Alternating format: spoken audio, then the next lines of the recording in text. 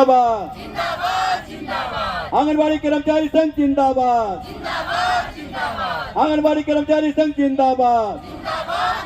हमारी 4 सूत्री मांगे जायज है, हमारी 4 सूत्री मांगे जायज है। लेकिन आपको पता नहीं होती न्यूनतम मजदूरी क्या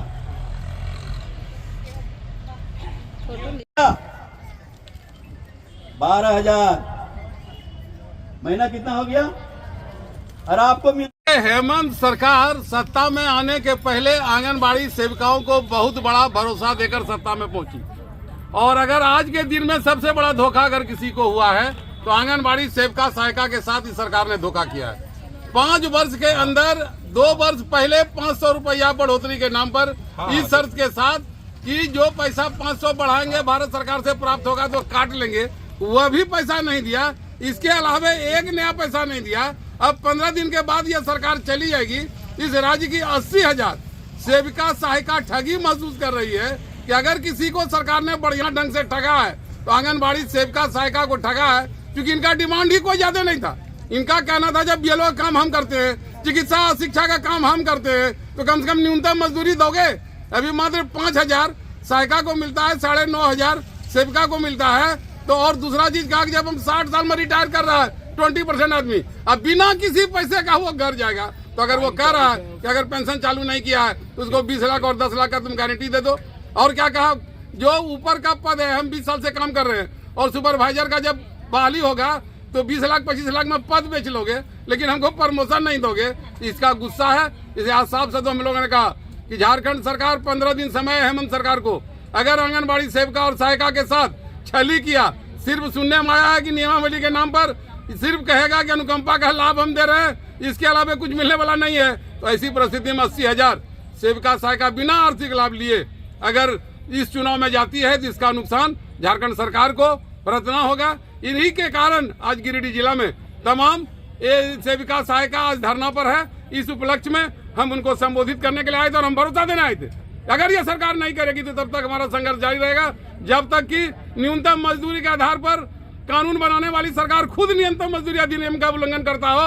उस सरकार से क्या कहेंगे। और हेमंत जी ने हमको चुनाव के पहले कहा था, जब चुनाव का प्रचार चल रहा था, कि मेरी सरकार आएगी तो 4,000 5,000 कोई मानदेय होता है, हम न्यूनतम मजदूरी देंगे, लेकिन वो 1 टका भी आज तक नहीं बढ़ाया। इसलिए आक्रोश है महिलाओं में। हम उम्मीद करते हैं कि हेमंत सरकार 10 दिनों के अंदर में 8 दिनों के अंदर में इनके बारे में कोई सकारात्मक निर्णय लेगी, इन 4 सूत्री मांगों पर कार्रवाई करेगी। इसी आशय पर हम यहाँ आज उपस्थित हैं।